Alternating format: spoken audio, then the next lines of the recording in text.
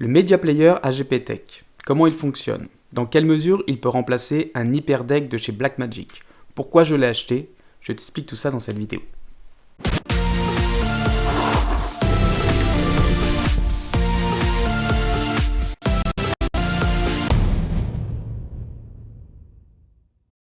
Bonjour, c'est Vicinco et bienvenue sur cette chaîne où on parle d'événementiel. Pour la petite anecdote, je ne devais normalement plus faire de vidéo sur cet appareil. Même si je voulais le présenter, j'ai rencontré un problème et donc j'avais demandé son retour. Après réflexion, je me suis dit que c'était intéressant de faire rapidement une vidéo dessus pour parler de ce problème, et en préparant la vidéo, j'ai réussi à faire marcher et j'ai trouvé pourquoi ça ne marchait pas. Donc du coup, je vous fais une vidéo, mais complètement à l'arrache. Donc ce Media Player, qu'est-ce que c'est? C'est simplement l'équivalent de ce que vous avez d'intégré dans la plupart des téléviseurs aujourd'hui, c'est-à-dire un lecteur multimédia sur lequel vous pouvez brancher un USB et une carte SD. Donc vous pouvez lire des vidéos, des photos et de la musique. L'intérêt pour moi, c'était de pouvoir lire des fichiers vidéo sans être obligé d'avoir un ordinateur de connecter à la régie vidéo. Mais ce petit boîtier a d'autres fonctions très utiles qui pourraient servir pour de la diffusion sur écran. Mais je vais y revenir juste après. Des Media Players, il en existe plusieurs sortes. L'avantage de celui-ci, c'est qu'il a un minimum de boutons de présence sur le dessus. On a bien évidemment l'alimentation derrière, et il a quand même un bouton on-off qu'on ne retrouve pas forcément partout. Donc on a juste à l'alimenter, à lui mettre un câble HDMI sur le côté,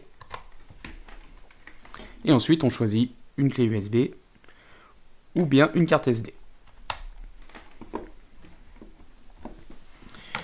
Quand vous n'avez pas de bouton, il y a aussi une télécommande de fourni, là on a les deux, mais si jamais vous avez un problème de télécommande, le produit, vous n'avez plus qu'à le mettre à la poubelle.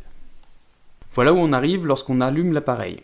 Si on va tout de suite dans la partie réglage, on peut voir qu'on peut choisir la langue, que l'on a l'économiseur d'écran, que moi j'éteins histoire qu'il ne se mette jamais en veille.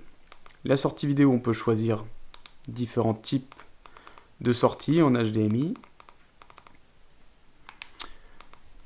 On a le mode de sortie audio, donc là moi je le mets en normal, c'est pour que ça reste sur l'HDMI.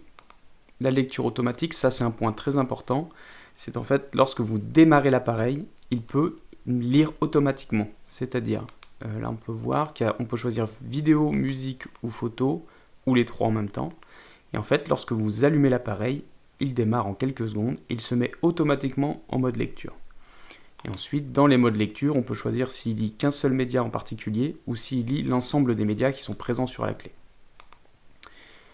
Détection automatique HDMI, là je l'ai enlevé parce qu'il a tendance à me reconnaître un format en qualité inférieure. Reprendre la lecture, ça c'est quand vous quittez. Donc on va aller tout de suite voir un clip pour voir ce que ça donne. Normalement j'ai chargé donc périphérique USB pour moi. Et donc là-dedans, on a pas mal de choses, et il y a notamment l'intro vidéo. Donc on va voir ce que ça donne. Là j'appuie, attention, pour voir le timing. Faut pas que je loupe le capteur. 3, 2, 1, top. Tu peux voir que ça lit très vite. Je vais le couper, histoire de ne pas le garder. Là, tu n'as pas le son, puisque je l'ai coupé. Si je mets, si j'active le son, bien sûr il y est. Hein. Là, je l'ai mis histoire que ce soit pas trop brouillon. Alors, si on reprend d'ailleurs cette intro vidéo, on peut répéter. C'est ce que je disais tout à l'heure. On a le mode repeat, donc on peut répéter une fois, on peut répéter tout. Donc là, il va lire les autres médias. On peut faire de l'aléatoire ou qu'une seule fois. Là, j'étais sur une seule fois. Dès qu'il a fini de lire le média, il revient directement au menu. Si on le met en lecture et que j'active répéter 1, donc répéter que celui-ci, on va attendre. Et normalement, il devrait relire le clip d'intro. Voilà, on arrive à la fin et il joue en boucle constamment ce média-là. Et maintenant, on peut éventuellement tester lorsqu'on démarre. Alors, on va activer, c'est ça qui est intéressant, on va ressortir, et on va activer la lecture automatique. Hop, on va se mettre en vidéo pour qu'il lise cette vidéo-là. Donc, il garde en mémoire que c'est cette vidéo-là qu'on voulait lire. Normalement, on va vérifier. Et donc là, je vais juste éteindre avec le petit bouton qui est derrière l'appareil et je vais le rallumer.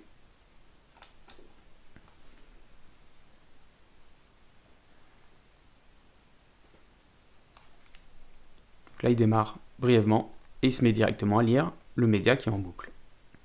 L'intérêt de cette fonction de démarrage automatique, c'est de créer des installations avec des écrans qui démarrent eux aussi tout seuls, et donc avec un média qui serait lu en HDMI sur un ou plusieurs écrans directement au démarrage. Et donc ce produit peut remplacer un HyperDeck de chez Blackmagic, mais pas pour toutes les fonctionnalités bien évidemment. L'HyperDeck est capable d'enregistrer et de lire des médias, là on ne peut que lire les médias. Autre différence importante, sur un HyperDeck, il y a un petit écran sur lequel on voit le menu, donc quel fichier on choisit, sans pour autant que ça ne se voit sur la sortie vidéo. Là, bien évidemment, la sortie vidéo, c'est ce que vous voyez et c'est ce que vous utilisez pour sélectionner votre média. Donc il faut faire play et basculer en même temps sur la sortie vidéo concernée. J'ai vu des personnes utiliser des HyperDecks simplement pour lire une boucle en fond qui permet l'habillage lorsqu'on utilise plusieurs fenêtres à la diffusion, afin d'éviter d'avoir un écran noir derrière. Le problème, c'est qu'un HyperDeck, ça vaut plus de 500 €. Et plus de 500 € simplement pour lire une boucle de fond, je trouvais ça quand même un petit peu cher. Donc si tu crées une régie vidéo et que tu as besoin d'une boucle de fond pour quand tu fais du super source, etc., tu peux utiliser cet appareil en le mettant en mode automatique. Dès que tu démarreras ta régie, il démarrera la lecture de ta boucle. Tu as donc un lecteur qui, dans ce cas, est tout à fait suffisant et celui-ci ne coûte que 40 €. Bien sûr, il y a des avantages de l'HyperDeck que tu n'as pas, comme par exemple préparer la vidéo que tu souhaites diffuser et que celle-ci se mette en play dès que tu ouvres la voie vidéo. Mais bon, c'est pas le même prix. Moi, je vais l'intégrer dans ma régie pour pouvoir diffuser l'intro et le générique de fin. Et si je veux intégrer certaines vidéos pendant les lives, je pourrais le faire également. Alors oui, je pourrais le faire depuis mon ordinateur, mais mon ordinateur, je l'utilise déjà en écran splitté pour avoir le chat qui arrive dans la thème et pour avoir le contrôle des paramètres de diffusion qui restent affichés. Revenons-en au problème que j'ai rencontré, car je te rappelle qu'à la base, je devais le renvoyer. En fait, je n'arrivais pas à avoir de son.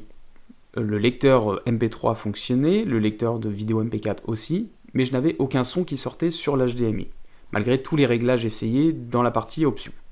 C'est quand j'ai préparé la vidéo pour quand même montrer le produit et expliquer qu'il y avait un problème, mais qu'il était quand même intéressant dans sa logique de fonctionnement, que j'ai utilisé en fait une autre clé USB, et que là ça a fonctionné. Et en fait j'avais oublié que la clé USB que j'ai pris juste pour tester était au format XFAT, pour pouvoir enregistrer avec la thème mini. Et le problème, c'est que forcément, il fallait du FAT32. Donc, si tu achètes cet appareil, fais attention, utilise bien des clés USB ou carte SD en FAT32. Autre petit problème que je viens de rencontrer là en préparant la vidéo et que je n'avais pas vu avant, le système d'alimentation a l'air d'être un petit peu fébrile. Je ne sais pas si c'est un faux contact dans la fiche ou à l'intérieur, il va falloir que je regarde ça de plus près. Mais quand on a trouvé la bonne position, ça fonctionne. Je pense avoir fait le tour des choses importantes qu'il y avait à dire. C'était encore une fois une vidéo vraiment un peu à l'arrache puisque cette vidéo normalement était abandonnée et que je devais renvoyer le produit. N'hésite pas à me dire dans les commentaires dans quelle situation toi tu l'utiliserais. Et n'oublie pas que le plus important n'est pas ce que tu as, mais ce que tu en fais.